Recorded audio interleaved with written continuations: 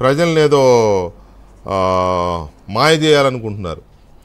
So what is what అంటే మీరు బాగా చెప్తారు, కానీ ఒక సమప్ చేయడం కోసం చెప్పాల్సి వచ్చింది. Please excuse me for that. Ghafoor garu, ఈ జరుగుతున్న వీధి నాటకాన్ని మీరు ఎలా చెప్తారు? మీకు మిగతా పెద్దలకు నమస్కారం అండి. వెంకటకృష్ణ గారు, నా పాయింట్ ఏంటంటే, మీరు టైము తీసుకోవడం పాయింట్ కాదు, అంత సుదీర్ఘ వివరణ అవసరం లేదని నా పాయింట్. ఎందుకంటే ఇప్పుడు పెన్షన్లకు సంబంధించినటువంటి ఒక విషయం మీద నిర్ణయం తీసుకున్నది ఎలక్షన్ కమిషన్. అవును, నాకు బాగా గుర్తుందండి, 2019 ఎన్నికల కంటే ముందు ఆ రోజు ఉండేటువంటి ఎలక్షన్ కమిషనరు ఈవెన్ మంచినీటి ట్యాంకర్లను కూడా అలో చేయలేదు ఆ రోజు. ఎందుకంటే సెంట్రల్ ఎలక్షన్ కమిషన్ యొక్క గైడ్ లైన్స్ ఉన్నాయి. చంద్రబాబు నాయుడు గారు చెప్పినా నేను అలో చేయనని చెప్పాడు ఆయన. చివరికి మేము మేడే మధ్యలో ఎలక్షన్లు వచ్చినాయి, మేడే జరుపుకోవాలంటే మేము గోపాలకృష్ణ దివే దగ్గర పోయి రిటర్న్ గా పర్మిషన్ తీసుకున్నాం మేము. కాబట్టి once election is declared, election commission యొక్క అడ్మినిస్ట్రేషన్ వచ్చేస్తుంది. ఇక్కడ పెన్షన్లను వాలంటీర్ల ద్వారా పనిచేయొద్దు అనేటువంటిది it is a decision of the election commission. అది మీరు ఏదైనా వైసీపీ వాళ్ళు ఇంకోరో ఒకవేళ విమర్శించదలుచుకుంటే ఎలక్షన్ కమిషన్ విమర్శించండి, లేదా వాళ్ళ మీద కోర్టు పోండి, అంతే తప్ప ప్రతిపక్షాలకు ఏం సంబంధం దీంట్లో? ప్రతిపక్షాలు లాగడం ఏమిటిది? అది చేతగాంతనం ప్రభుత్వం. ఎందుకంటే ఇప్పుడు కాదండి, 1,25,000 మంది సుమారుగా సచివాలయ సిబ్బంది ఉన్నారు.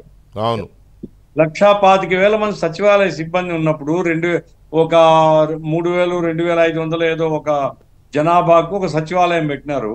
ఆ సచివాలయంలో 12 మందో 13 మందో ఉంటారు. ఈ 2,500 జనాభాలో ఎంతమంది పెన్షన్దారులు ఉంటారండి? వీళ్ళందరూ అనుకుంటే పెన్షన్లు పంచడం పెద్ద కష్టమైన పనే? ఎందుకు ఈ రకంగా అంటే ఈ డ్రామా. ఎలక్షన్స్ వస్తున్నాయి, ఇప్పుడు వాళ్ళకు వైసీపీ వాళ్ళకు నేను అనుకుంటున్నామంటే వాళ్ళకు బాధ కలిగింది ఏమిటంటే, వాలంటీర్లను దాదాపుగా ఎలక్షన్ కమిషన్ బహిష్కరించింది పని నుంచి. మీరు జీతం తీసుకోండి తప్ప మీరు ఏ పని చేయకూడదు అని చెప్పేసింది. ఎందుకు చెప్పింది? దానికి కూడా ప్రభుత్వం యొక్క స్వయం కృతాపరాధమే. ఇప్పుడు విజయసాయి రెడ్డి ఏం చెప్పినాడు? 90% మా మనుషులు మా పార్టీ వాళ్ళు అని చెప్పారు. ఆ తర్వాత అనేక మంది మంత్రులు ఇదిగో వాలంటీర్లు మా వాళ్ళు అని చెప్పినారు. చివరికి ముఖ్యమంత్రి ఆయన స్వయం కూడా వాలంటీర్లే సైన్యం అన్నాడు. మరి ఇది ప్రతిపక్షాలు ఎవరైనా కానీ కంప్లైంట్ చేస్తారు, లేకపోతే స్వేచ్ఛగా ఎన్నికలు జరగాలనుకునే వాళ్ళు ఎవరైనా కంప్లైంట్ చేస్తారు. కంప్లైంట్ చేయడాన్ని ఎట్లా తప్పబడతారండి? ఎలక్షన్ ఫ్రీ అండ్ ఫెయిర్ గా జరగాలనుకున్నప్పుడు, అయ్యా వీళ్ళందరూ ఒక పార్టీ కార్యకర్తలుగా ఉన్నారు, వాళ్ళకి ఎలాంటి సర్వీస్ రెగ్యులేషన్స్ లేవు, వాళ్ళకేమి గవర్నమెంట్ యొక్క ఎంప్లాయీ నిబంధనలు పాటించరు, వాళ్ళకేమి కోడ్ ఆఫ్ కాండక్ట్ ఏం లేదు, కాబట్టి వాళ్ళ ద్వారా ఈ పనులు చేయించడం ఒక పార్టీకి ఫేవర్ గా చేస్తారు అనేటువంటి ఎవరెవరు కంప్లైంట్ చేస్తారు.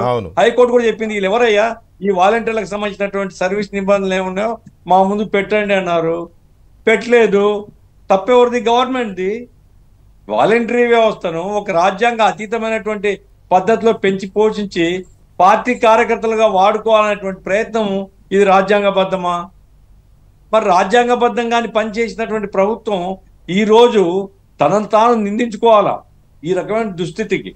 అంతేకాదు, నిజంగా కామన్ సెన్స్ ఉంటే ఇక్కడ నేను జగన్మోహన్ రెడ్డి కాదండి, చీఫ్ సెక్రటరీని అంటాను. ఎందుకంటే ఒకసారి ఎలక్షన్ షెడ్యూల్ వచ్చిన తర్వాత ఇక మంత్రులు, ముఖ్యమంత్రి వీళ్ళు చాలా లిమిటెడ్ అయిపోతారు.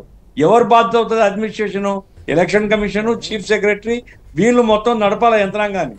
కాబట్టి ఇటువంటి ఆర్డర్ 30వ తేదీ వస్తే 2వ తేదీలోగా దానికి తగిన ఏర్పాటు చేయాల్సిన బాధ్యత చీఫ్ సెక్రటరీది. ఆయన చేయడంలో విఫలమైనాడు. అంటే ఇదంతా కూడబలుక్కొని రాజకీయమైనటువంటి ఒక ప్రచారాన్ని పెన్షన్లలో తీసుకొని పోవాలనేటువంటి కుతంత్రం తప్ప ఏమనాలి దీన్ని? కాబట్టి మేము తీవ్రంగా ఖండిస్తామంటే, ఒకటి పెన్షన్దారులకు పెన్షన్ చేయాలి, దాంట్లో ఏమో అనుమానం లేదు. ఎందుకంటే 1వ తారీఖులోగా పెన్షన్ ఇస్తామనేది కమిట్మెంట్ ఆఫ్ ది గవర్నమెంట్. దానివల్ల బెనిఫిట్ కూడా ఉంది, పెన్షన్దారులందరూ కూడా వాళ్ళకు ఉపయోగపడుతుంది. 1వ తేదీ వస్తే వాళ్ళకి పెన్షన్ వస్తుంది.